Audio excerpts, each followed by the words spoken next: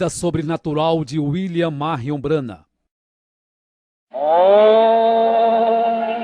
me. Only me.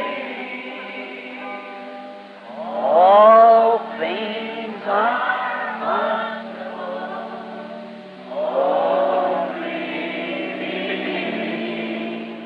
A vida, o ministério, o profeta. Esta é uma história que fala de um homem que, acima de tudo e de todos, decidiu seguir as pegadas sangrentas de Cristo, preferindo por um pouco de tempo padecer afrontas, do que, por um pouco de tempo, sentir o gozo do pecado. Only me.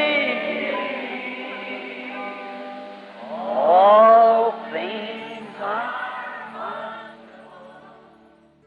1909. Ella Branham casou-se aos 14 anos com Charles Branham, de 18, ambos descendentes de irlandeses, em 1907, após se conhecerem em um rodeio. Desta união nasce o primeiro filho, chamado William Marion Branham, no dia 6 de abril de 1909, em uma cabana de madeira próxima a Burkesville, nas colinas de Kentucky, Estados Unidos da América. Os seus pais desde já o apelidaram de Billy. Na manhã do seu nascimento, por volta das 5 horas, quando Charles abriu a janela, havia um pássaro em um pequeno arbusto ao lado cantando, e uma luz amarela esverdeada entrou girando e pairou sobre sua cama.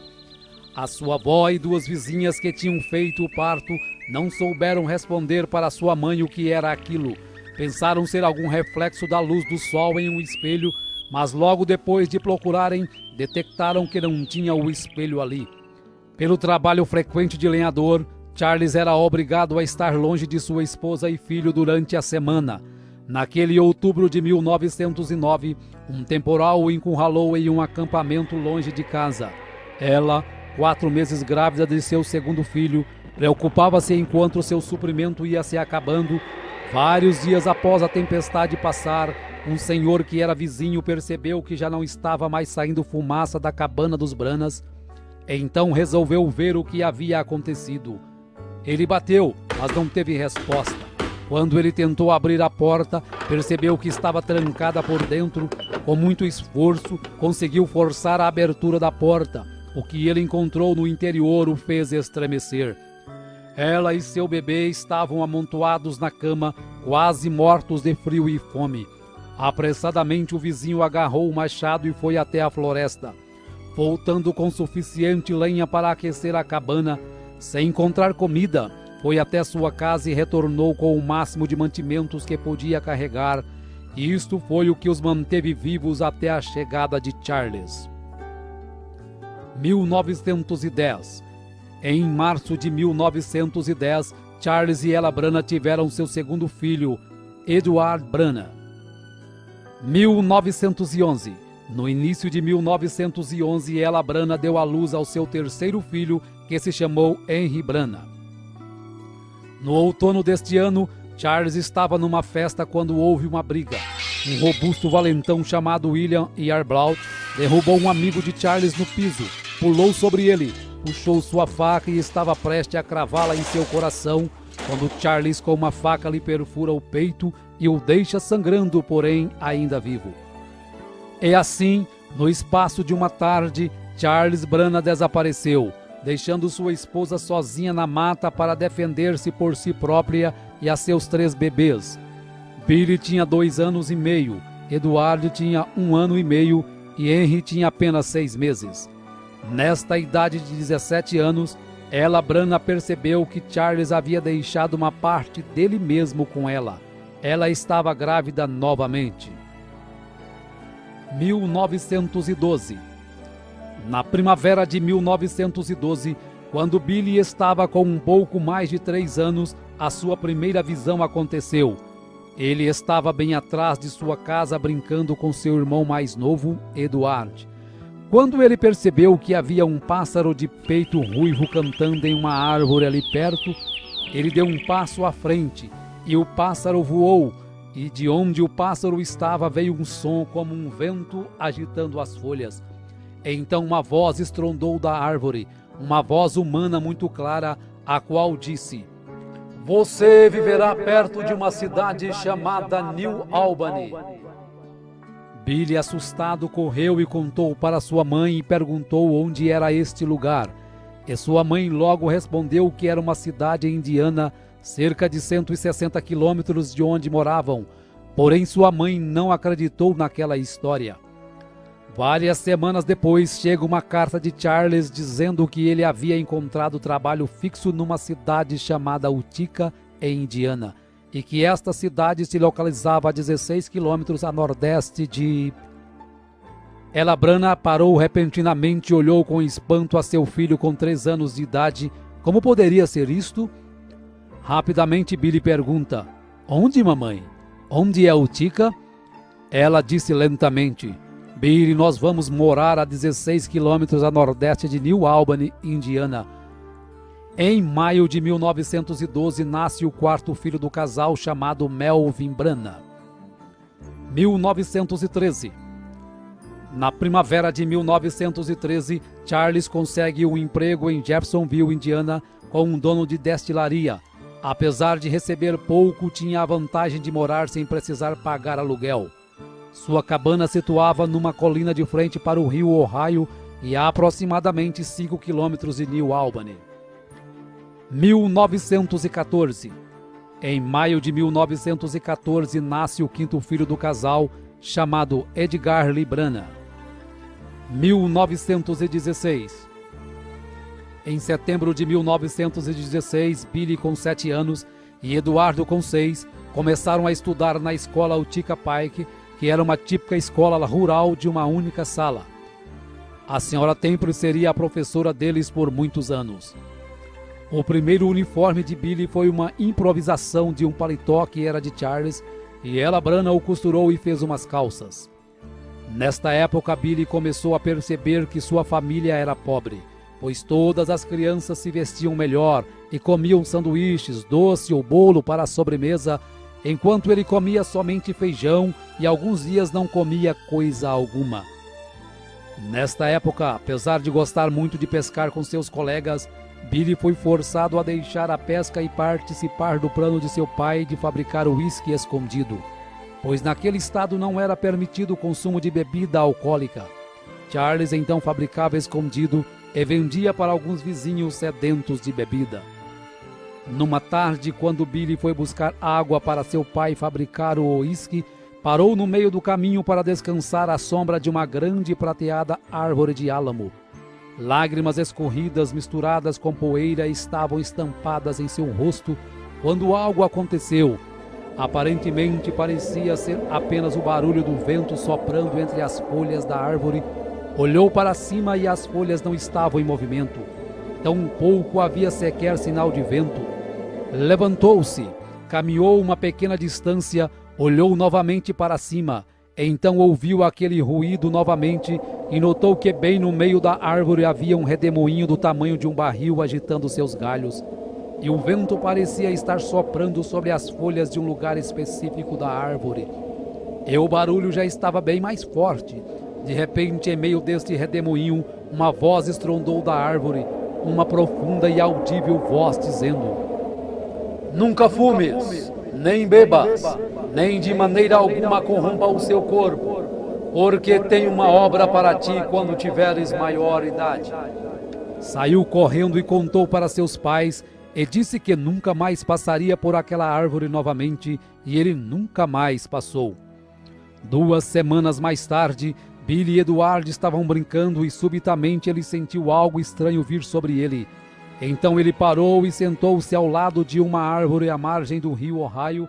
Ele olhou para baixo em direção a Jeffersonville e viu uma ponte levantar-se da margem, peça por peça, em movimentos rápidos e atravessar o rio.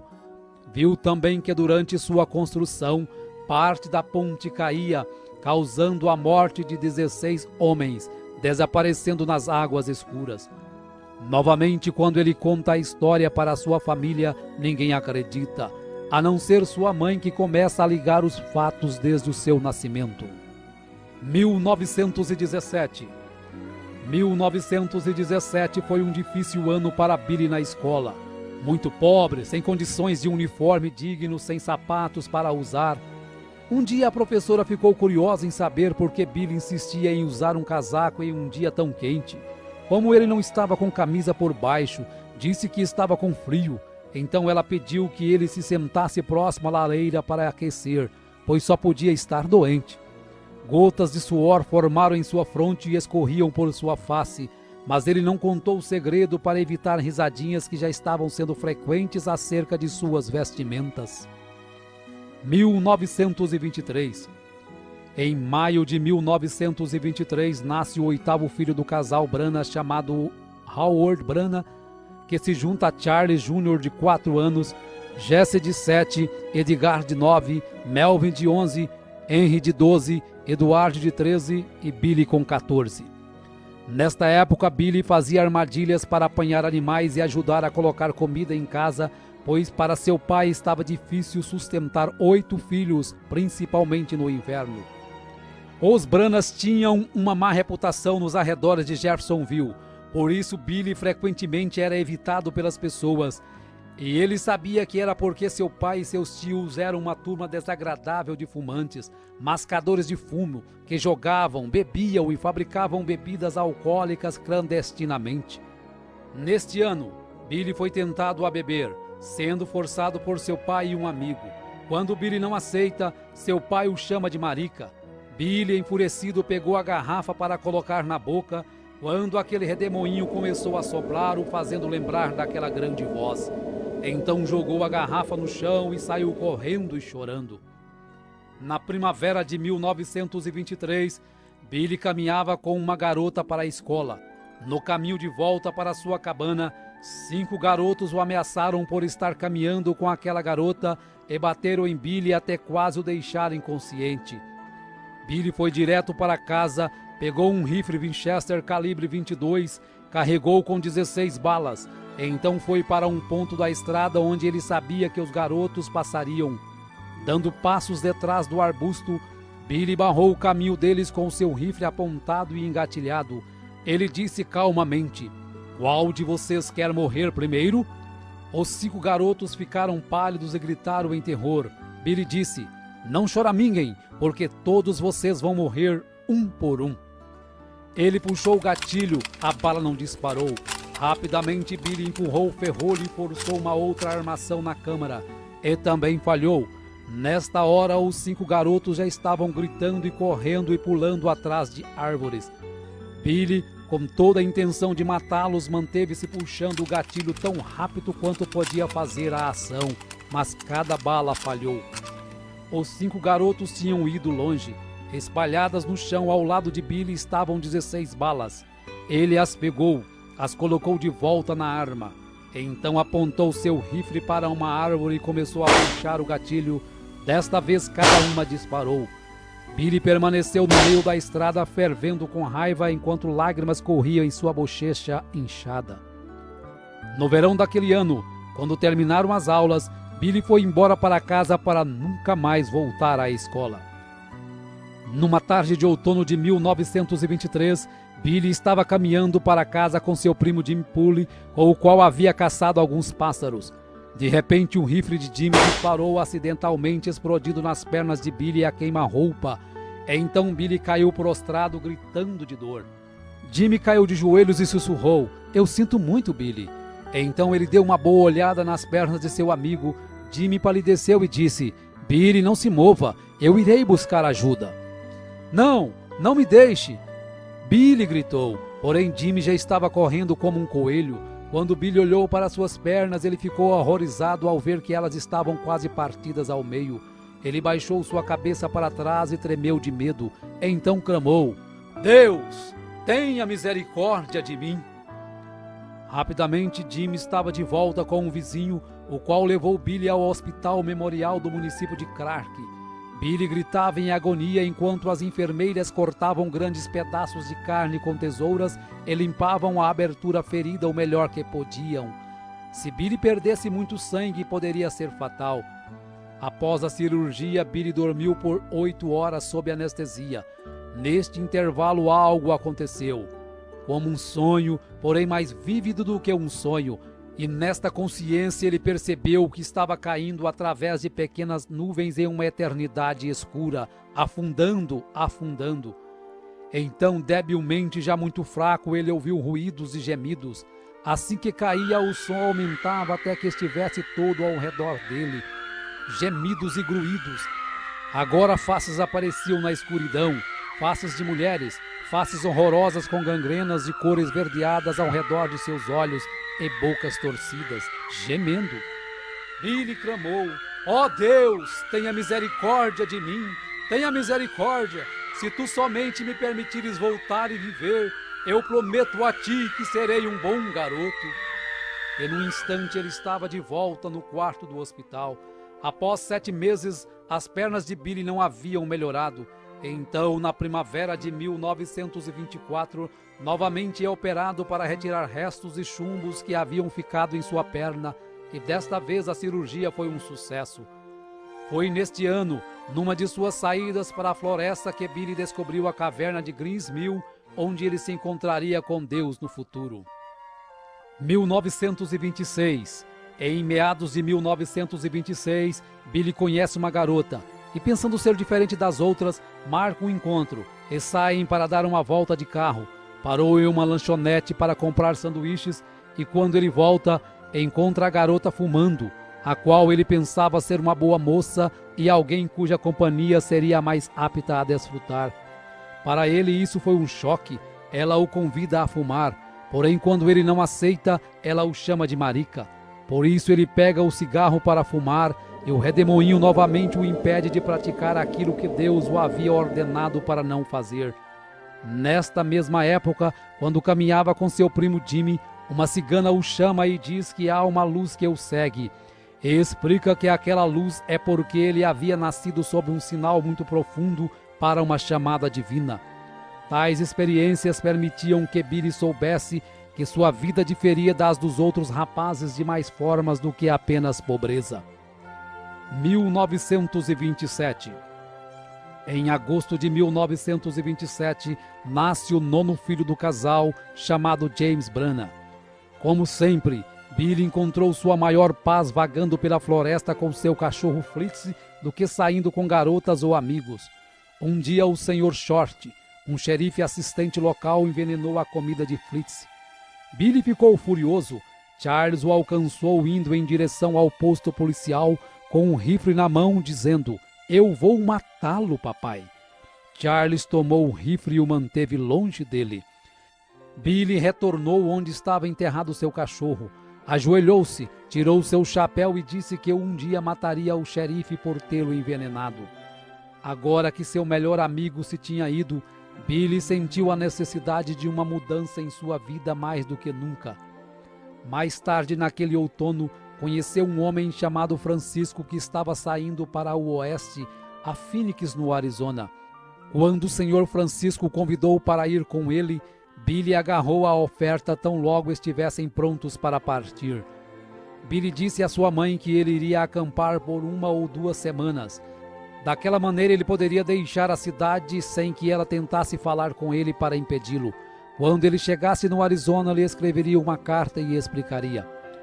Em setembro de 1927, com 19 anos, foi para o oeste, em Phoenix, no Arizona, para trabalhar em um rancho onde permaneceu por 1 ano e meio.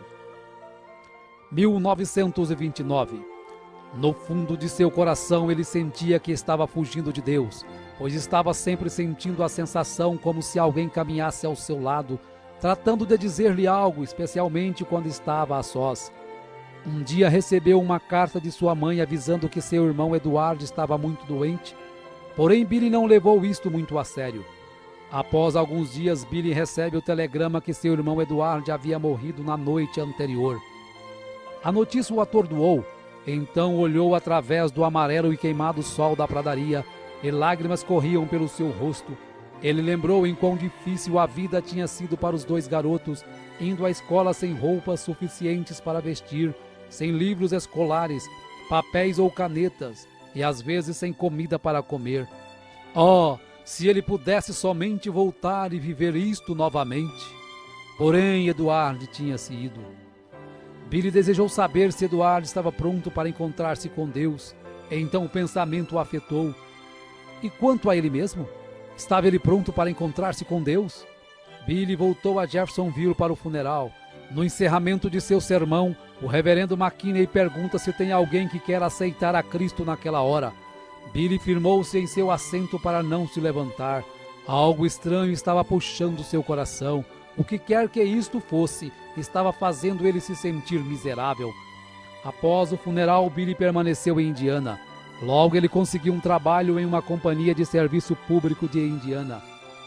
Em novembro de 1929, Ella Branham deu à luz ao seu 10º e último filho, que finalmente foi uma menina e se chamou Dolores Branham.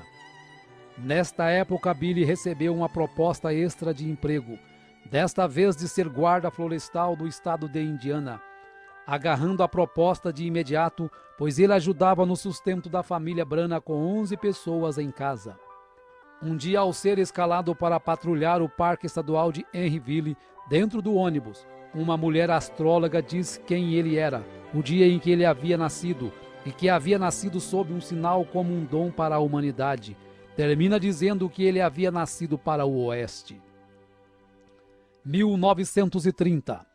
Após algum tempo, Billy sofre um acidente de moto em frente a um campo de treino de pugilistas. Então os homens o convidam para entrar e assistir algumas lutas enquanto se recupera.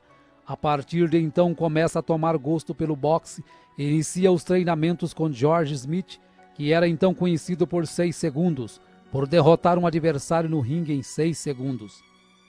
Billy prosperou no ringue e, lutando como amador, nunca havia perdido uma luta. Depois de um ano de competições, ele se tornou um profissional e campeão de vários torneios. Até então ele pensava que era imbatível, até que lutou contra Bill Pritchard. Nesta luta, Billy foi tão massacrado que no intervalo do último round, orou a Deus que se ele permitisse que saísse vivo daquela luta, nunca mais lutaria. Depois daquela noite, Billy jamais subiu num ringue novamente. 1931. No outono de 1931, Billy, com 21 anos de idade, foi acometido de acidez estomacal devido ter se asfixiado com gás em seu trabalho em New Albany, ficando muito ruim. Seu estômago rejeitava quase tudo o que tentava comer. Então, após passar por especialistas em Louisville, Kentucky, os médicos disseram que era apendicite e que ele tinha que ser operado. Muito embora ele nunca tivesse sentido nenhum sintoma dessa enfermidade, permitiu que fizessem a cirurgia. Nervoso e assustado, ele queria alguém perto dele durante a operação que soubesse orar, sentia estar chegando ao fim de sua carreira. Embora não tivesse jamais bebido, fumado ou se corrompido de alguma forma, tinha a consciência de que não estava pronto para se encontrar com Deus. Após a cirurgia, deitado e completamente consciente, Billy sentiu seu pulso se tornar mais fraco a cada minuto. Foi quando o quarto do hospital começou a escurecer como se fosse um grande bosque. Ele podia ver o vento soprando entre as folhas. Ele começou a ter a sua terceira visão. As folhas que ele escutava eram as mesmas que sopravam naquela árvore de álamo naquele dia. Porém, desta vez a voz disse: "Nunca bebas, nem fumes, nem corrompa seu corpo de maneira alguma. Eu tenho te chamado, porém tu não tens me atendido." Estas palavras se repetiram por 3 vezes. E então disse: "Senhor, se és tu, permita-me voltar de novo à terra, e pregarei teu evangelho desde os terraços e esquinas das casas. Eu contarei a todo mundo sobre isto." Quando esta visão passou, ele já se sentia melhor. Durante o inverno de 1931, sua condição continuou piorando. Seu estômago rejeitava quase tudo o que tentava comer. Seus olhos haviam desenvolvido astigmatismo e por isso não conseguia ler sem espessas lentes. Os médicos já haviam concluído que sua condição era sem volta e prescreveu uma rígida dieta. A partir deste momento ele começou a buscar a Deus, começou a ler a Bíblia sistematicamente e quanto mais lia, mais encorajado ficava. Foi de igreja em igreja para ver se alguma fazia chamada de altar como faziam antes e para sua tristeza não encontrou nenhuma.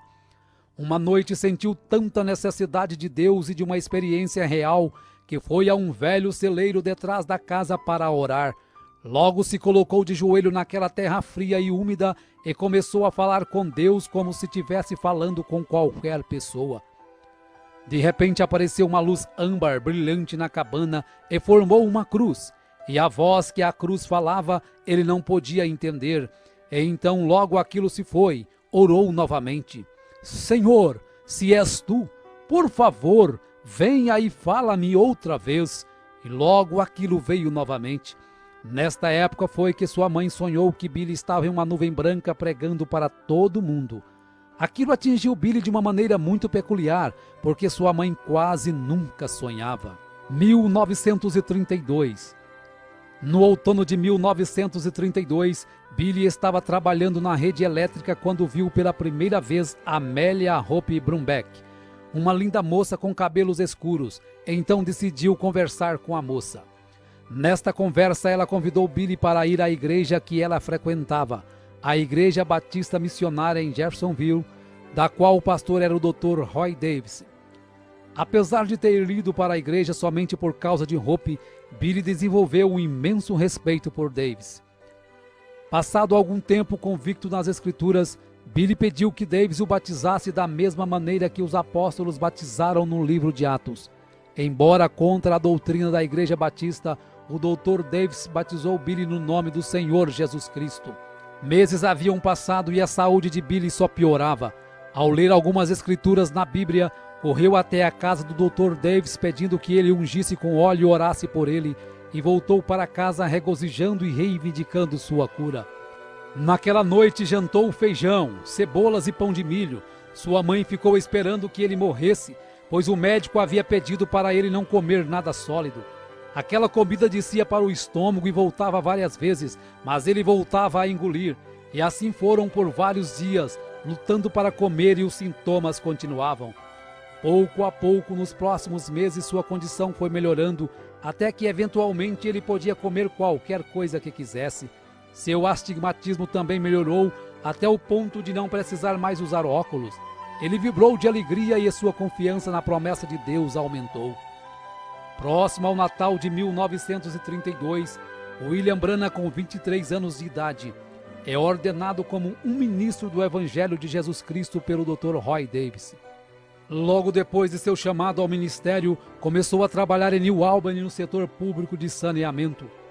Um dia, quando estava numa casa vazia, ajoelhou e teve a visão de um senhor de cor chamado Sr. Merrill, de 65 anos, deitado numa cama de hospital, todo quebrado por ter sido atropelado.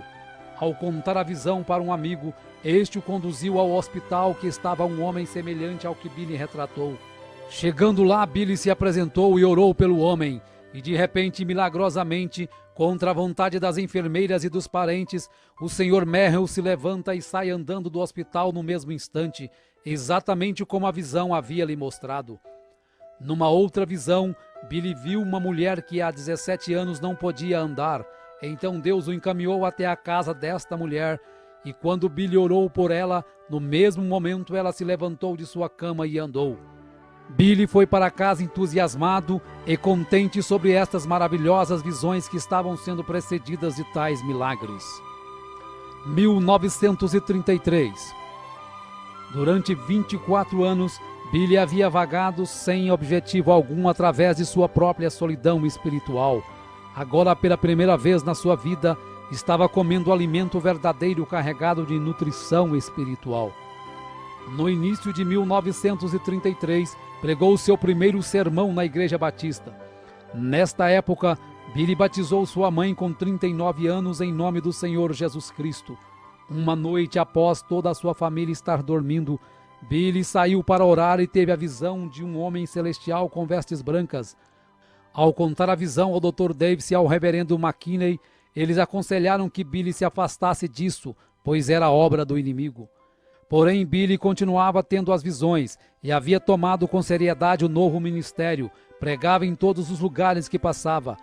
Uma das primeiras pessoas que guiou a Cristo foi o Sr. Short, o oficial que tinha envenenado ao Fritz, seu cachorro de caçada. Billy pregou na Igreja Batista por apenas 3 meses. até que um desacordo por não concordar com o Dr. Davis em ordenar mulheres para o púlpito o forçou a se desligar da Igreja Batista. Tão logo alugou um salão maçônico para as reuniões, as pessoas começaram a se converter e já o consideravam como seu pastor.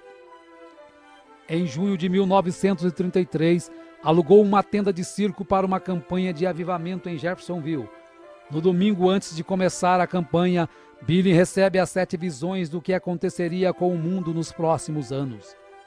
Inspirado por estas visões, Billy pregou com grande aflição nas noites da campanha, e isto fez com que cada dia as pessoas lotassem mais a tenda, ao ponto que numa escola dominical, Billy pregou para aproximadamente 1000 pessoas.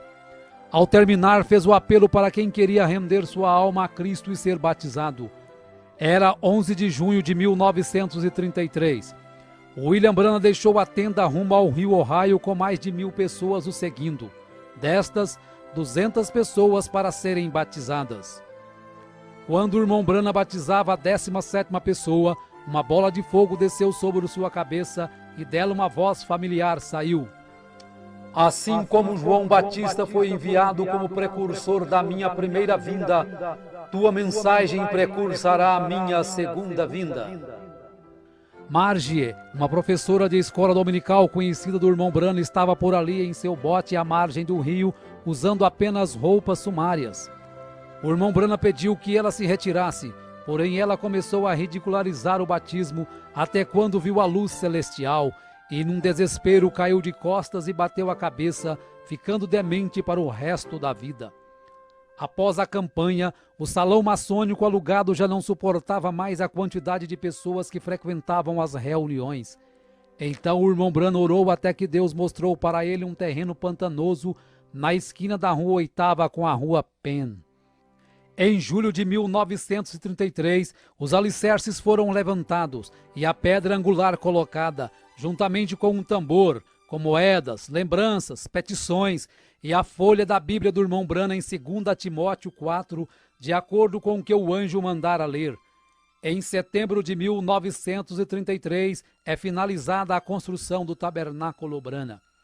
Mesmo tendo sua congregação, o irmão Branham continuou frequentando a Igreja Batista para escutar o Dr. Davis e principalmente para ver Hope. 1934. Após alguns meses de timidez, tentativas e mais tentativas, Billy havia encontrado na sogra uma barreira para o seu casamento. Porém, no Sr. Charles, seu sogro, ele encontrou todo o apoio para realizar o seu sonho de se casar.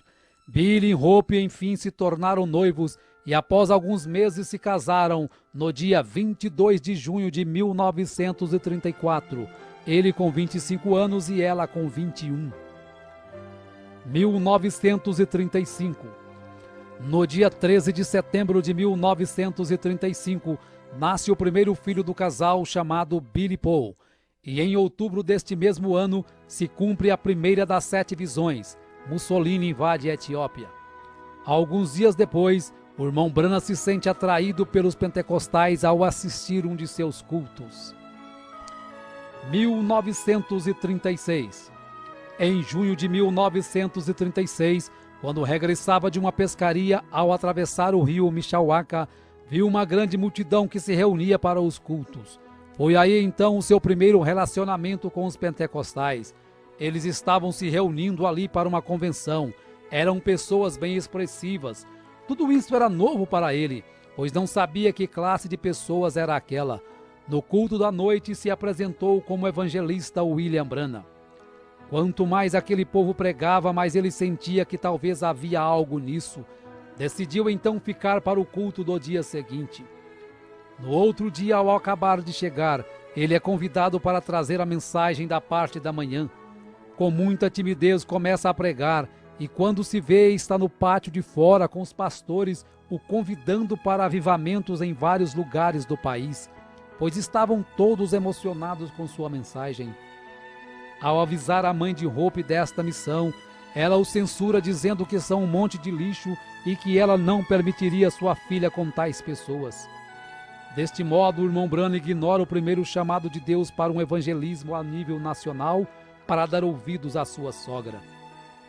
Em 27 de outubro de 1936, nasce Sharon Rose, a segunda filha do irmão Branham com Hope. Este nascimento para William Branham foi o último raio de felicidade a tocá-lo durante muitos anos, apesar de não saber. Em novembro deste ano, as escuras nuvens para William Branham começam a acumular-se. Primeiro morre sua cunhada, em seguida Charles Jr., seu irmão é morto em um acidente automobilístico. Seu pai sofre um ataque do coração em 30 de novembro de 1936, vindo morrer dias depois nos braços de William Branham. Felizmente se converte nos últimos instantes da vida. 1937. Chuvas torrenciais começaram a cair sobre Jeffersonville. Hope havia pegado uma forte pneumonia. As águas chegaram a quase 7 metros de altura na rua Spring, conforme William Branham havia visto na visão. Muitas pessoas morreram durante e após a enchente, dentre elas, Hope no dia 24 de julho de 1937 e sua filha Sharon Rose no dia seguinte com apenas 8 meses de vida. Ele sentiu-se responsável por estas mortes. Seguiu aí um tempo duro e traiçoeiro de sua vida e Satanás começou a trabalhar em sua mente. Mas ele soube vencer o inimigo dizendo: Senhor, tu as destes para mim, e tu as tomastes. Bendito seja o nome do Senhor. Se tu tomares a mim, ainda te amarei. A sua viuvez causava-lhe grande sofrimento. Sentia que a vida não tinha nada a lhe oferecer. Tudo para o qual ele vivia estava no outro lado do mundo. Em casa, estava como sua esposa havia deixado, trazendo-lhe sempre a lembrança dela. Porém, ele reconheceu que foi a vontade de Deus, pois ele tinha um plano em sua vida, e todos esses sofrimentos e tragédias pela qual ele passou, foi um propósito de Deus de lhe trazer ao lugar onde ele pudesse usá-lo. Tamanho foi o seu sofrimento e a saudade que um dia não pôde suportar. Estava em seu trabalho mexendo com alta tensão, começou a tirar a sua luva para pôr a sua mão nos fios com tensão de 2.300 volts. Mas a misericórdia de Deus o livrou, e quando acordou, estava sentado no chão ao lado do poste com suas mãos levantadas. Ele mesmo disse que Deus estava protegendo o seu dom e não a ele. Em um outro dia desses estava tão deprimido que tirou um revólver e disse: Senhor, eu não posso aguentar mais. E orando o Pai Nosso, pôs um revólver na sua cabeça e apertou o gatilho o mais que podia, porém a arma não disparava. Finalmente, quando ele lançou a um lado a arma, ela disparou furando a parede e disse: Senhor, o que fiz? Tu nem sequer me deixas morrer. Ajoelhou-se e disse: Senhor, se tu não me ajudares, não sei o que farei.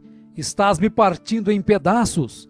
De repente caiu num profundo sono onde teve a visão da sexta dimensão, onde ele viu sua pequena Sharon, já uma bela jovem com mais ou menos 18 anos, e sua esposa Hope em seu palácio. E quando ele se aproximou, ela lhe mostrou a cadeira que ele não pôde pagar e os credores haviam lhe tirado lá na terra.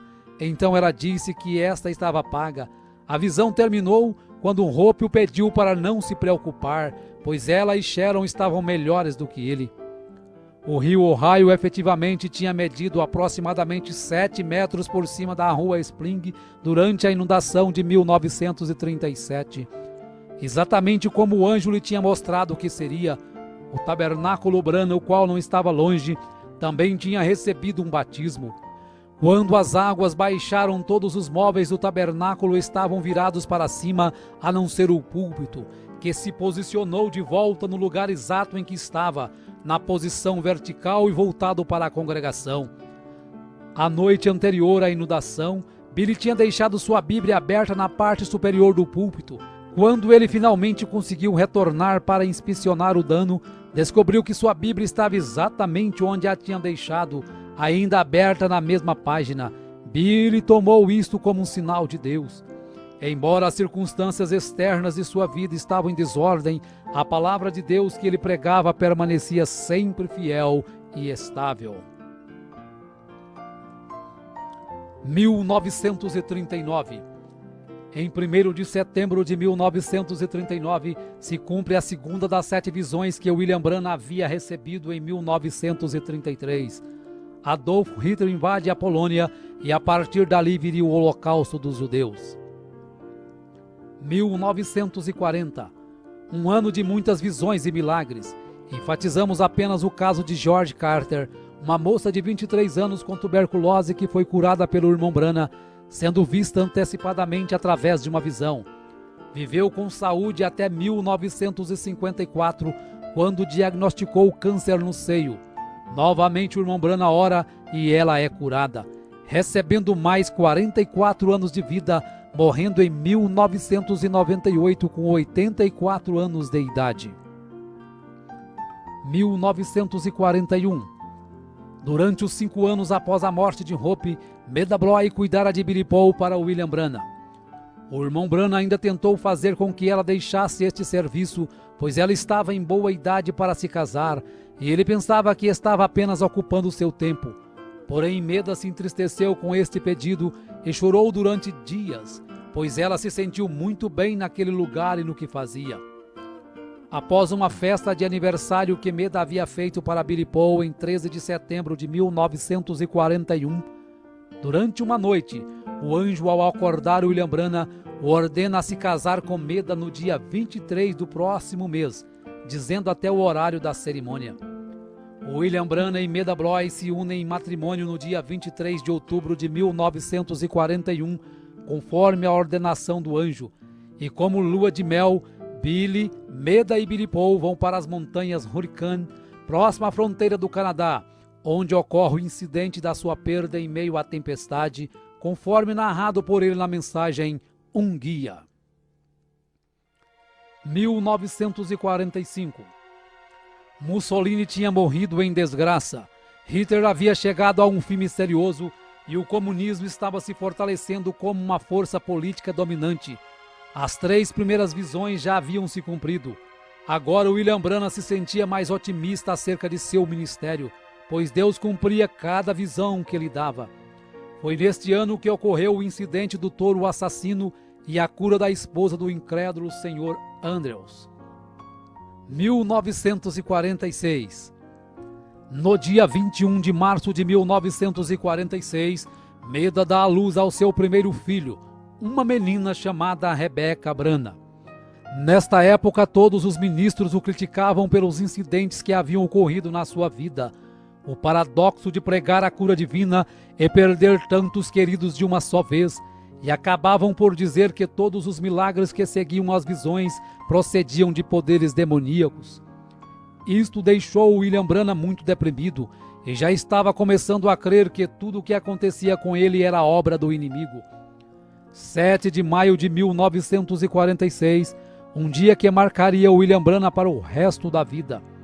Em meio a um grande desespero, William Branham deixa $17 para Meda se sustentar e vai para a caverna Greensmill, o lugar onde ele fazia contato direto com Deus, e diz para Meda que não voltaria enquanto Deus não o tirasse desta opressão. Após muito clamar a Deus, um anjo lhe aparece e o comissiona dizendo que Deus irá enviá-lo para levar ao mundo um dom de cura. Para que as pessoas pudessem crer nele, era necessário que ele fosse apenas humilde e sincero, e seria-lhe dado 2 sinais como foi dado a Moisés.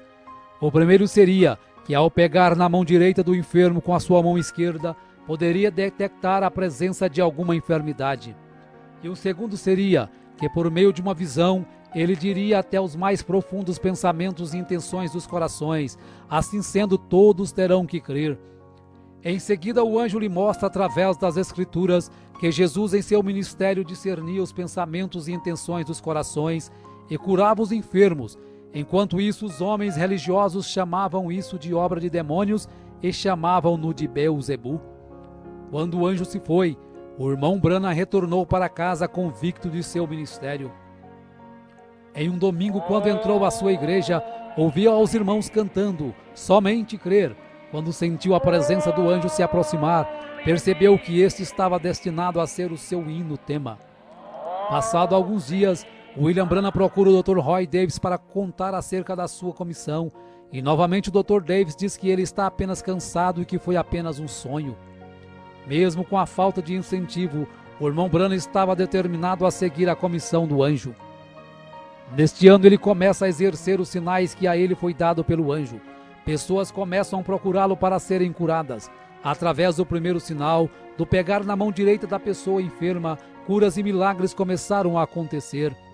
Um dia, o pai de uma criança curada por William Branham o convida para uma semana de avivamento e cura em St. Louis. E durante as reuniões em St. Louis, o irmão Branham fazia a chamada de altar para as pessoas que estivessem enfermas recebessem a oração da cura.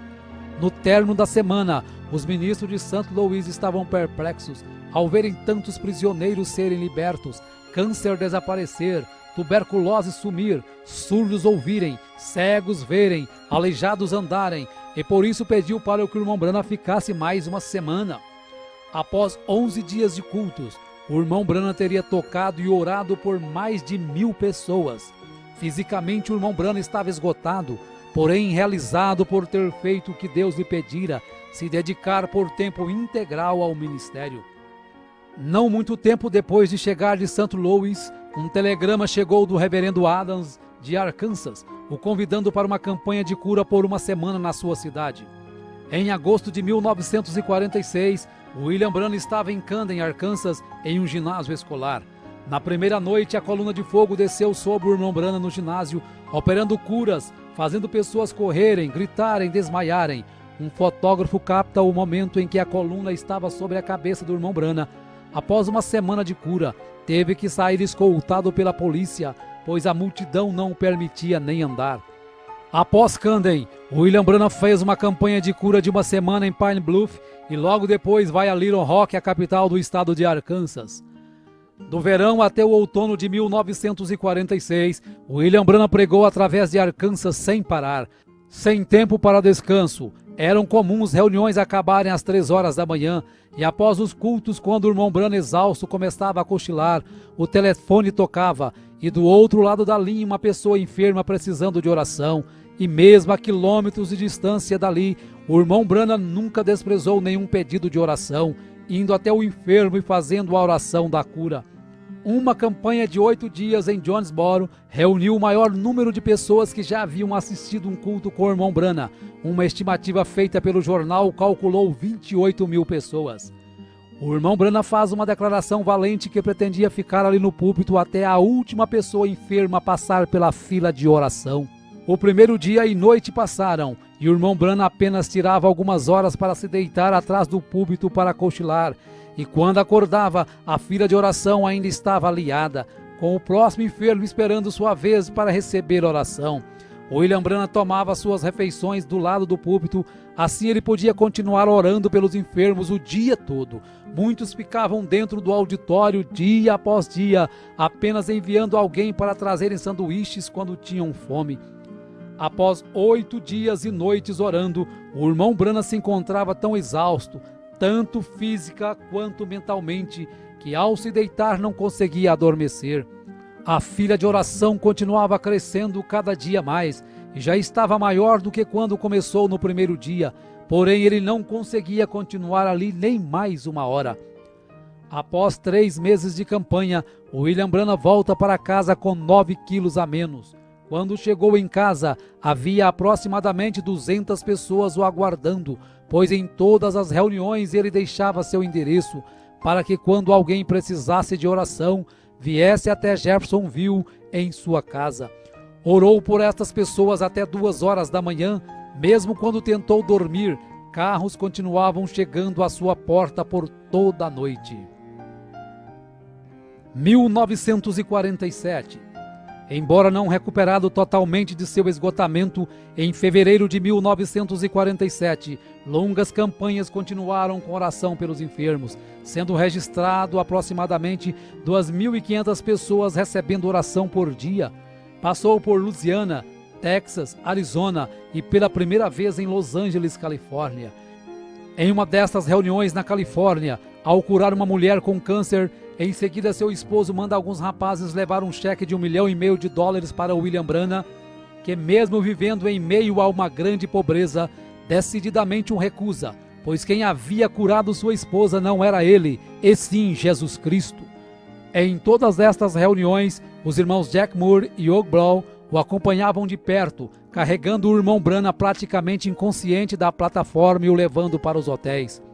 Jack Moore estava exuberante com esse ministério fenomenal, então viaja para convidar Gordon Lindsay, um editor de uma revista, para presenciar também tamanhos milagres.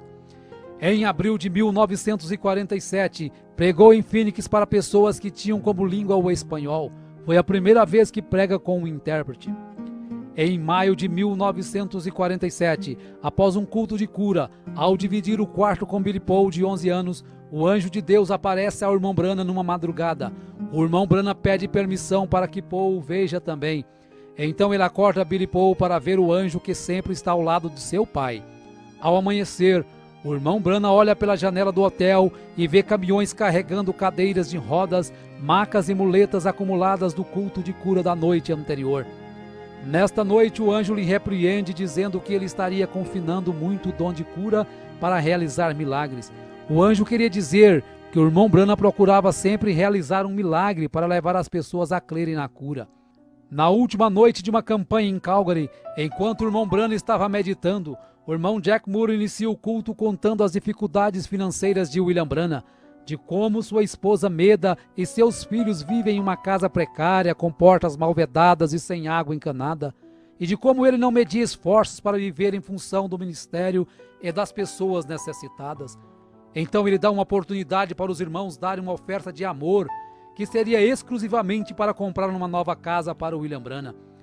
Quando o irmão Jack Moore vai entregar o valor arrecadado para o William Branham, ele ainda rejeita, mas pela insistência e não ser possível mais devolver o dinheiro, relutantemente ele aceitou a oferta.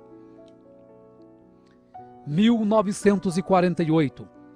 Em janeiro de 1948, quando o irmão Branham estava indo para uma campanha na Califórnia, recebe a visão de um menino sendo ressuscitado e pede para que todos anotem esta visão na página branca da Bíblia, pois não sabia quando nem onde aconteceria.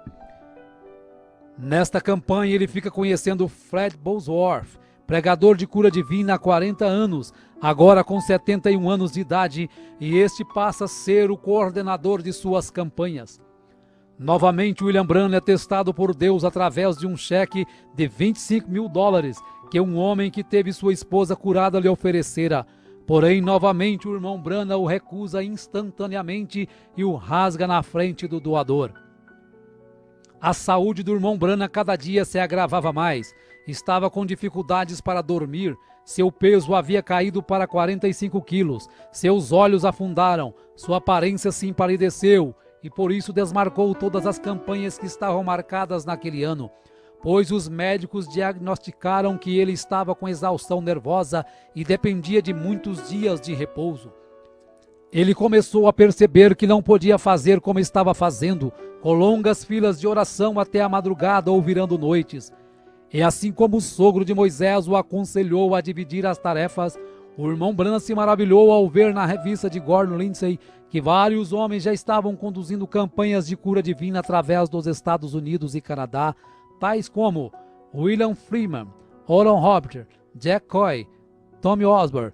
E o que mais o entusiasmou foi saber que o seu próprio ministério foi o que havia influenciado estes homens de uma maneira direta ou indireta. Ele estava então disposto a não continuar jogando toda a carga para cima de si, mas fazer somente o que seu físico permitisse. Percebeu ainda através de uma visão que de 7 em 7 anos de sua vida aquela condição nervosa voltava e afetava o seu estômago. Porém, passado alguns dias, quando estava na varanda de sua casa, o anjo visita e diz que ele está curado daquela acidez no estômago. Após William Branham ter melhorado e ganhado 6 quilos, Aaron Buster e Fred Bosworth, como administradores das campanhas, começam a analisar as falhas cometidas no passado, como reuniões de cura divina terminar nas altas horas das madrugadas, fazendo com que o irmão Branham chegasse a um nível crítico de cansaço físico e mental. Decidiram então limitar o número de pessoas nas filas de oração e, para selecionar as pessoas, concordarem em usar os cartões de oração numerados, que deveriam ser entregues antes de começar os cultos. Desta forma, os administradores podiam monitorar sua força e encerrar o culto assim que eles sentissem que William Branham já tinha orado o suficiente. Em 14 de maio de 1948, Israel se declara uma nação independente, e o irmão Branham rapidamente associa esse fato com a figueira brotando descrita em Lucas 21.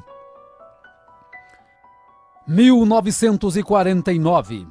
No dia 24 de julho de 1949, o curso da história cristã para William Branham mudaria para sempre.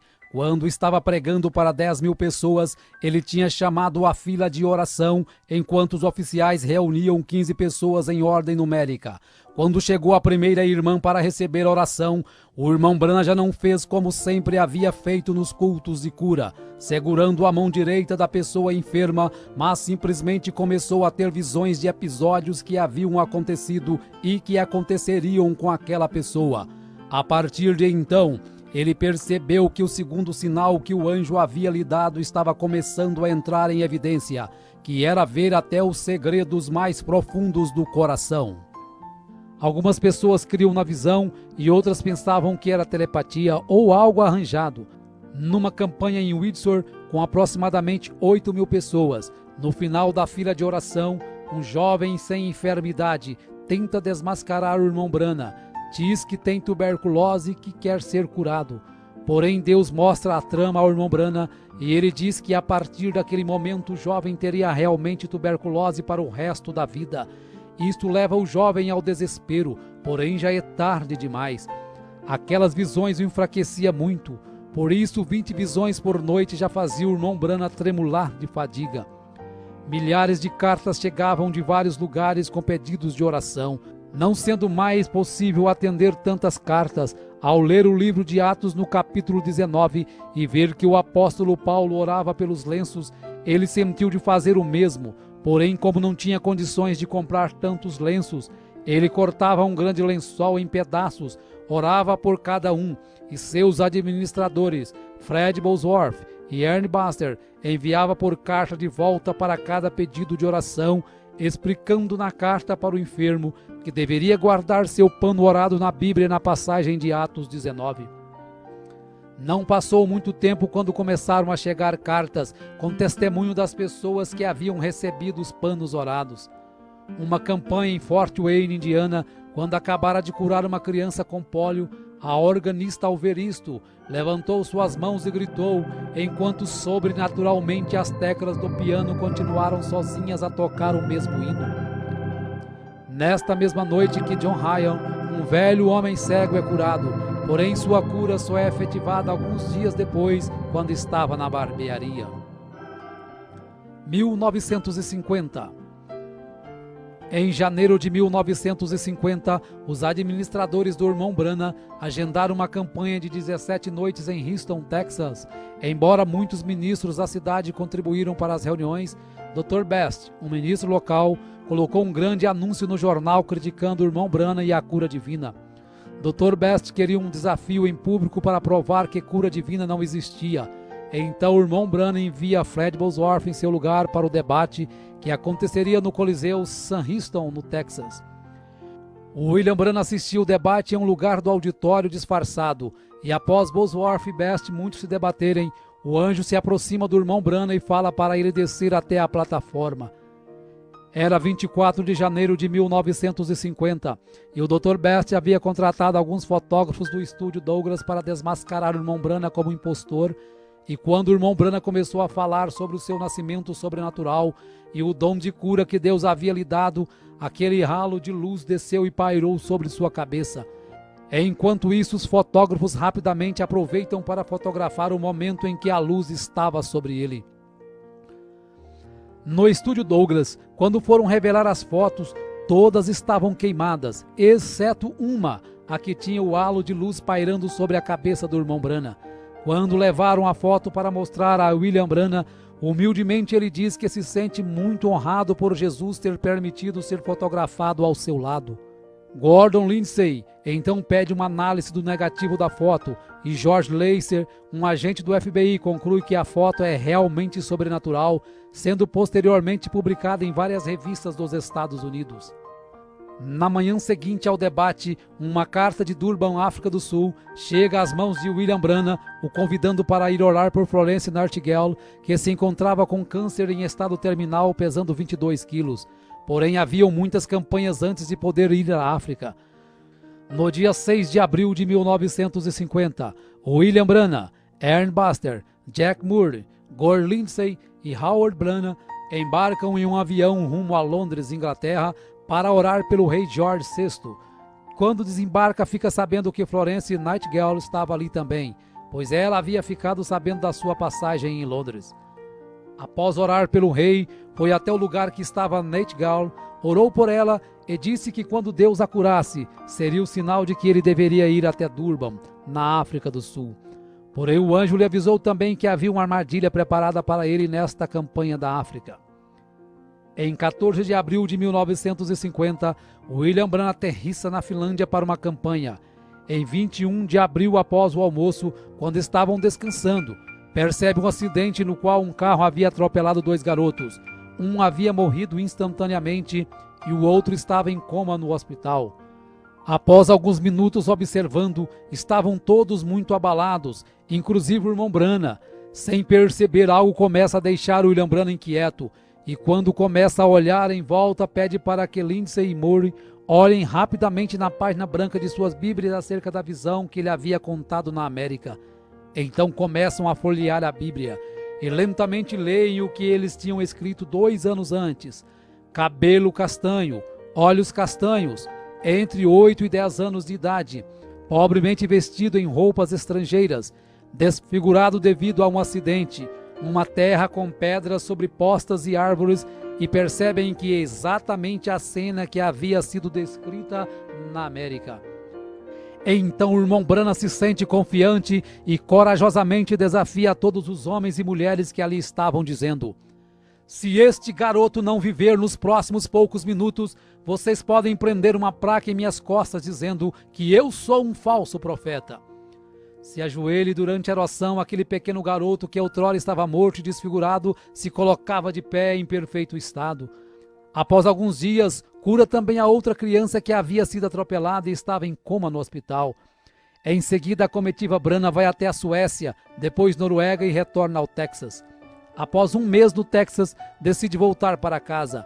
Ao partir de Dallas, no Texas, fortes tempestades o obrigam a pousar em Memphis, e o avião fica em terra por 18 horas, enquanto o irmão Branham sai para curar o filho de uma senhora de cor que havia passado a noite orando. Mais tarde, William Branham recebeu 2 cartas que o tocou profundamente. Uma era do Dr. Roy Davis se desculpando das críticas que havia feito no início de seu ministério. A segunda era de Florence Nightingale, que tinha sido curada em Londres. Ela estava enviando seu testemunho detalhando sua firme recuperação do câncer do estômago. Nos 6 meses que tinham se passado, o peso dela tinha subido de 22 para 70 quilos. William Branham se lembrou da oração que ele fizera dizendo que quando o Senhor curasse aquela mulher, isto seria um sinal para ir numa campanha de cura em Durban, África do Sul. 1951. No dia 19 de março de 1951, nasce sua segunda filha com a irmã Meda, seu nome é Sarah Branham. Em 22 de julho de 1951, quando estava numa campanha em Toledo, Ohio, ao sair para almoçar, o irmão Branham tem a visão do arco-íris de sangue depois de ter condenado aquelas pessoas no bar. Volta e conduz a mulher que estava vestida indecentemente a Cristo. No dia 6 de outubro de 1951, a comitiva de William Branham aterrissa em Johannesburg, África do Sul. Johannesburg estava sendo abalada pelo profeta William Branham. Cada reunião estimava-se aproximadamente 15 mil pessoas. Quando Ernest Baxter o avisou que estariam partindo para outras cidades do sul, o anjo mostra ao irmão Branham que ele não deveria ir embora de Johannesburg agora. Deveria ficar em Johannesburg por mais 2 semanas e logo depois, mais 10 dias numa caçada com Sidney Jackson, um homem que ele conheceria dias depois. Após isto, deveria ir direto a Durban e ficar o tempo que Deus quisesse que ele ficasse. Foram muitas horas de discussão para tentar convencer os coordenadores da campanha acerca do que Deus havia lhe dito, porém de nada adiantou, pois o comitê organizador já havia gastado muito dinheiro nos anúncios e estavam dispostos a continuar um roteiro independente do que o irmão Branham dissesse. O irmão Branham então foi orar a Deus, e quando estava orando à noite em seu quarto, recebe a visita do anjo que diz para ele ir para as cidades do sul com os coordenadores, conforme eles tinham programado. Porém, esta era uma vontade permissiva de Deus, e ele sofreria muito por isto. Nesta hora, William Branham recorda da visão quando o anjo lhe fala da armadilha que estava preparada para ele na África. Após vários dias de campanha por várias cidades, a comitiva chega a Durban em 20 de novembro de 1951. O abdômen de William Branham doía muito e logo ele percebeu que era por sua desobediência. Os cultos seriam realizados no hipódromo Greyville e os sermões seriam pregados com auxílio de 15 intérpretes. Na primeira noite, o irmão Branham nota a grande quantidade de raças e o administrador lhe explica que Durban era a única cidade que o governo permitia colocar todos no mesmo lugar. Então o irmão Branham entendeu o porquê Deus queria que ele fosse direto para Durban.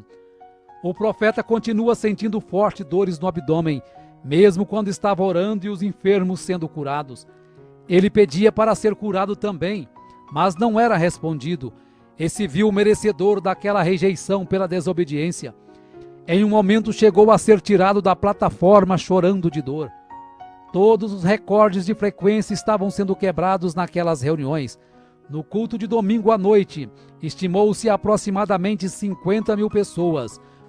Foram tantas curas e libertações que quando o prefeito da cidade chamou o irmão Branham na janela do hotel, ele ficou atônito vendo 7 caminhões de gado abarrotados de cadeiras de rodas, muletas, macas e aparelhos, sendo seguidos por uma multidão de nativos de todas as tribos, ombro a ombro, sem inimizade, cantando somente crer, tudo é possível somente crer. Durante 10 semanas na África, a comitiva William Branham tinha conduzido 120 cultos em 11 cidades, com a frequência de 500.000 pessoas e 10.000 pessoas sendo conduzidas a Cristo pelo batismo. Tudo isso exigiu que o irmão Fred Bosworth continuasse na África por mais um mês para ajudar aos ministros locais a estabelecerem os novos convertidos a Cristo. 1952. O irmão Branham estava vivendo semanas em um estado miserável com muita dor. Recebe o diagnóstico de uma amebíase invasiva, que era a terceira pior enfermidade que existia. No final de fevereiro de 1952, ele retorna ao médico, que diz que o seu estado está cada vez pior e que se as amebas caírem em sua circulação sanguínea e chegar ao seu cérebro ou seu coração, ele viveria apenas mais 10 horas. Às 3 horas da manhã, o anjo acorda e lhe diz que ele está curado daquelas amebas, pois o preço da vontade permissiva já havia sido pago. O irmão Branham retorna às suas campanhas em 13 de julho de 1952, com 8 dias de cultos em Hammond, Indiana. Em agosto inicia a campanha em Battle Creek, Michigan. Durante esta campanha, o anjo do Senhor se aproxima de William Branham e diz: encerre as reuniões em Battle Creek e vira Minneapolis imediatamente. Mais uma vez o irmão Branham teria que sair de um compromisso para cumprir a vontade perfeita de Deus. Só que dessa vez ele não desobedeceu a Deus, passando do teste que Deus lhe dera, mostrando o que aprendera com o acontecido na África. 1953. Após alguns meses de campanha em 1953, passando pela Flórida, Arkansas e Indiana, o irmão Branham decide passar o resto do verão descansando em casa. Neste verão, quando estava no quintal de sua casa, é surpreendido por um enxame de abelhas que o teriam matado se não fosse a manifestação do amor divino. Em agosto de 1953, o profeta recebe a proposta do pastor Leroy Cope de Los Angeles para fazer um filme documentário acerca do seu ministério, o qual Cope chamaria de O Profeta do Século XX. Em uma manhã de agosto começaram as gravações. Foi neste período que Billy Paul, com 18 anos, começou a se distanciar dos caminhos de Cristo. Mesmo sendo aconselhado por seu pai, decidiu tomar o caminho errado. Após algum tempo de rebeldia, se encontra na cama de um hospital, quando o anjo ordena que William Branham vá até ele. No quarto do hospital, o irmão Branham avisa que é ele que tem que orar, pois ele que pecou. Após sua oração, ali mesmo Billy Paul é curado e levado de volta para os caminhos de Cristo. 1954. Em setembro de 1954, começou sua terceira viagem além-mar, voando para Portugal. Saindo de Portugal, voou para Roma, na Itália, onde tinha uma audiência marcada com o Papa. porém a cancelou logo que lhe foi descrita as formalidades de beijar o seu anel e chamá-lo de Santo Pai. Saindo de Roma, voou até Cairo, no Egito, onde visitou as pirâmides. No dia seguinte, seu entusiasmo havia crescido, pois estava indo para Jerusalém. Porém, quando estava esperando o voo no aeroporto, o anjo lhe diz para não ir, porque ainda não era a hora e a Palestina não era seu lugar. Não seria fácil, mas ele teve que ignorar todos que o aguardavam na Palestina e obedecer ao mandado de Deus. Então ele remarca sua passagem para Atenas, na Grécia. Partindo da Grécia, voou para a Arábia Saudita e dali para Bombai, na Índia. Em Bombai, o público supera todos os recordes de todas as reuniões já presenciadas pelo irmão Branham. O prefeito estimou 500 mil pessoas em um só culto. Ao voltar da Índia, com o corpo exausto, em outubro vai para as montanhas do Colorado caçar e retorna ao lar reanimado corporalmente. 1955. Após 7 anos de evangelismo internacional, ele estimou que 500 mil pessoas tinham aceitado a Cristo como seu Salvador e não era possível estimar quantos milhões receberam a cura através de suas orações.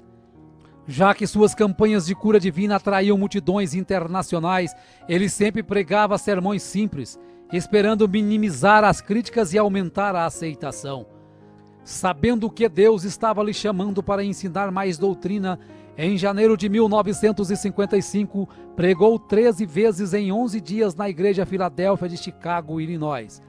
Vários sermões doutrinários foram entregues e, entre eles, o princípio e o fim da dispensação gentílica. A partir de então, ele sabia que seu novo compromisso era passar mais tempo em cada campanha, ensinando fundamentos da Bíblia. Isso, sem dúvida alguma, estava fazendo algumas pessoas se sentirem desconfortáveis. Sob a coordenação de Jack Moody e Hugh Brown e com Billy Paul na distribuição dos cartões de oração, o irmão Branham fez várias outras campanhas, entre elas Phoenix, Arizona, quando teve a visão de Adão saindo do jardim do Éden com Eva por sua própria vontade, e em seguida foi orar pelos índios apaches em São Carlos. Em 4 de março de 1955 foi a Los Angeles, Califórnia, e lá percebeu que filmes e apresentações de televisão estavam distanciando muitas pessoas das coisas de Deus, pois a frequência em suas campanhas estavam caindo nos últimos 3 anos. A cura divina já não estava sendo tão acreditada, por ter surgido tantos charlatões com todos os tipos de teorias e sentimentos estranhos e chamando isto de sinais de Deus. William Branham percebe que a igreja pentecostal estava se esfriando muito, estavam começando a criar grupos e denominações, então começa a luta para levar o povo a viver a verdadeira vida cristã acima de qualquer dogma ou denominação. Em 1950, o irmão Branham ouve uma voz dizer que ele teria um filho, e este se chamaria José, apesar de ter tido apenas 2 filhas, e o médico dizer que Meda não poderia mais gerar filhos. No dia 19 de maio de 1955, nasce seu 3º filho com Meda, chamado José Branham. Em 18 de junho de 1955, William Branham aterrissa em Zurique, na Suíça, com a programação de falar por 9 dias. Estima-se 50 mil pessoas que aceitaram a Jesus como seu salvador pessoal durante esta campanha. Após sua campanha em Zurique, William Branham passa alguns meses descansando com sua família e no dia 24 de julho de 1955 prega a mensagem Espíritos Sedutores, pois percebe que os ministros não pregavam contra a carnalidade e alguém tinha que fazer aquilo. Alguns dias depois, cura a gambá que havia sido atropelada e estava parada na sua porta. A convite de um pastor, em 11 de abril de 1955, William Branham e seus coordenadores voam para uma campanha em Karlsruhe, na Alemanha, e em seguida vão para Lausanne, na Suíça. No final da campanha, 40 ministros se ajuntaram para uma entrevista com William Branham no saguão do hotel. Após algumas perguntas, os fotógrafos que estavam presentes, ao perceberem o halo de luz sobre a cabeça do irmão Branham, tiram 4 fotos sequenciais, sem a ajuda do flash, mostrando claramente a mesma coluna de fogo que guiou o povo de Israel na saída do Egito. Após a última campanha do ano em San Fernando, na Califórnia, uma visão mudaria o curso do seu ministério. O anjo aparece e lhe fala de como ele deveria ganhar as almas para Cristo e lhe mostra as 3 puxadas. A primeira foi quando ele tomou as pessoas pela mão e pôde sentir as vibrações de suas enfermidades. A segunda foi o discernimento que lhe permite saber os segredos dos corações. E a terceira será algo mais reservado, não será um show público. Esta visão o deixa muito inquieto e preocupado, pois ainda não sabia o que seria a terceira puxada. 1956. No dia 16 de março de 1956, William Branham, acompanhado de Billy Paul e seus administradores atuais, Jack Murray, Young Brown, Miner Arganbright, voam para a cidade de Tacubaya, no México. 25 mil pessoas lotavam o estádio de futebol em um dia chuvoso, quando uma mãe mexicana com um filho morto nos braços, desesperada, força todas as barreiras humanas para conseguir chegar à plataforma. O irmão Branham ainda tentou colocar o irmão Jack Moore para orar pela criança, porém uma visão faz com que ele ore e ressuscite aquele bebê. Neste ano pregou muitas mensagens na América, mostrando vários pontos doutrinários e sempre lutando contra a decadência moral do seu país. 1957. No dia 29 de junho de 1957, estava pescando com os irmãos Buck Woods e Larry Woods. Ao fisgar um pequeno peixe que havia engolido o anzol e em seguida soltá-lo ao rio já morto, o anjo fala para o irmão Branham ressuscitar o peixinho. E isso foi para mostrar que Deus se interessa também pelas pequenas coisas. Em outubro de 1957, quando estava caçando, chega um recado que seu irmão Howard, que ele ajudara nas campanhas, acabara de morrer. Após o funeral de Howard, William Branham vai para Lakeport, na Califórnia, para uma curta campanha. Em um de seus sermões, um fotógrafo tira algumas fotos do seu lado, e na sequência das fotos é possível perceber que sua câmera conseguiu captar a nuvem do anjo do lado direito de William Branham. Em novembro de 1957, o evangelista Fred Bosworth, que foi considerado um pai para William Branham, morre com 84 anos de idade. 1959. Na primavera de 1959, o irmão Branham vai ao hospital orar por Linda Kelly, uma irmã que se desviara da igreja e agora estava entregando novamente sua vida a Cristo. Ela é curada de seu problema, porém após um dia ela morre no hospital. Esta notícia atordoou ao irmão Branham e em um momento de fraqueza diz que Deus devia satisfações a ele. Após 4 meses, ele recebe a visão de um piquenique no ano passado, quando Deus poupou a vida de Linda de morrer afogada, por ela não estar com a alma pronta para partir. Por isso Deus concedeu mais um tempo de vida para ela se preparar. Ao receber a visão, William Branham se entristeceu muito por ter cobrado satisfações de Deus. Então vai até a casa da mãe da moça e conta a visão, explicando que havia chegado a hora para Linda partir. Um dos fardos mais pesados na vida de William Branham em 1959 foi a contínua luta com a Receita Federal, acerca de cheques que ele recebia para as campanhas. Por ser tão pressionado, chega a dizer que não está em casa quando seu advogado, o Sr. Orbison, liga para uma conversa. Imediatamente, arrependido do que fez, vai ao escritório do seu advogado e pede perdão, dizendo que mentiu quando pediu para dizer que não estava em casa. Isto elevou ainda mais a estima que o Sr. Orbison tinha por ele, e apesar de se sentir bem melhor, na manhã seguinte vai ao Greens Mill para pedir perdão a Deus. No dia 8 de outubro de 1959, o irmão Branham estava na mata esperando esquilos, pensando acerca de uma escritura que o deixava confuso, que diz: qualquer que disser a este monte, ergue-te daqui e lança-te no mar, e não duvidar, aquilo que pede lhe sucederá. No momento, uma voz explica a escritura e diz para ele pedir o que quiser. William Branham então pede que 3 esquilos avermelhados apareçam em lugares improváveis de estarem. Quando os esquilos aparecem, ele os mata e leva para comer. No dia 11 de novembro de 1959, o irmão Branham e alguns amigos vão à fazenda dos Wrights para buscar o vinho da ceia.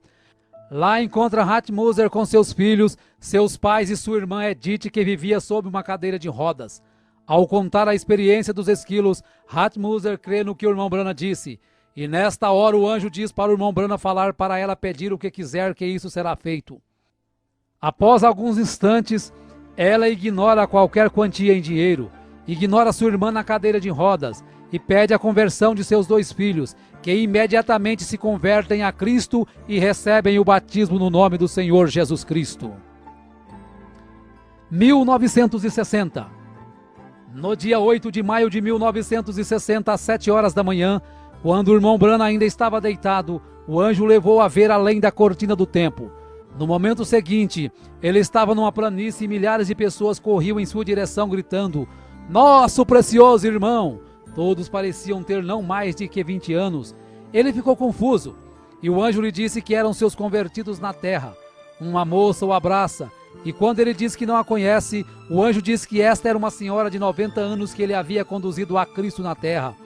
Após algum tempo vê Hope, depois o seu cavalo Prince e o seu cachorro Fritz. E o anjo diz que tudo o que ele mais amava na terra estava ali.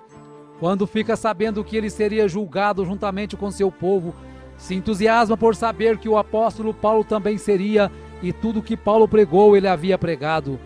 De repente ele estava de volta naquele velho corpo deitado, mas dali em diante sua vida nunca mais seria a mesma. 1963. Em 28 de fevereiro, em Tucson, no Arizona, 7 anjos de Deus em formação de pirâmide compõem uma nuvem sobrenatural.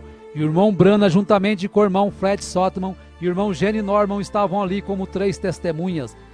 Diversos observatórios fotografaram a nuvem e a fotografia foi publicada na página 112 da revista Life em 28 de maio de 1963. Em março deste mesmo ano, essa aparição precedeu a abertura dos selos, que ocorreu nos dias 17 a 24 de março de 1963. A revelação dos 7 selos é o que confirmou seu ministério como sendo o ministério do 7º anjo de Apocalipse 10:7 e do Elias de Malaquias 4, 5 e 6. Seu ministério foi marcado por visões, milhares de curas, milagres e maravilhas. Seria impossível estimar a quantidade de pessoas conduzidas a Cristo. Cegos enxergaram, surdos ouviram, câncer caiu na plataforma, tuberculose desaparecia e várias outras enfermidades eram abolidas. O que muito admirou a muitos dos seus coordenadores foi que durante todas as suas campanhas nunca precisou pedir dinheiro para custear nenhuma delas, pois ele prometeu a Deus que permaneceria no campo enquanto Deus suprisse suas necessidades. Quando conheceu as mansões que Oral Roberts e T.L. Osborne haviam construído com o dinheiro arrecadado durante as campanhas, se sentiu indigno por ter apenas alguns dólares em sua conta bancária e saber que o ministério destes homens haviam saído do seu ministério. Porém, Deus se aproxima e diz ao irmão Branham: "Eu sou a sua porção." 1965. No dia 18 de dezembro de 1965, o irmão Branham estava retornando de Tucson, no Arizona, a Jeffersonville, Indiana, e havia programado ao retornar pregar sobre um tema intitulado A Trilha da Serpente. Na viagem estava Billy Paul com sua esposa Lois, seu filho Paul e José Branham em um carro, e no outro carro logo atrás estavam William Branham com sua esposa Meda e sua filha Sarah. Era aproximadamente 7:30 da noite, quando o carro do irmão Branham colidiu de frente com outro veículo, conduzido por 2 mexicanos embriagados, que estavam dirigindo na contramão e com o farol esquerdo queimado. Quando Billy Paul olhou no retrovisor e percebeu o acidente, volta e encontra morto um dos rapazes mexicanos, e sua família em estado muito grave presa às ferragens. Billy Paul pediu para seu pai falar a palavra e ele sairia daquelas ferragens imediatamente. Porém, o irmão Branham disse que o dom era para ser usado para os outros e não para si mesmo. Tanto que, ao saber que Meda estava morta, colocou a mão sobre ela e a ressuscitou ali mesmo no local. Quando o corpo de William Branham em coma deu entrada no hospital, muitas pessoas que estavam internadas até mesmo na UTI foram curadas instantaneamente.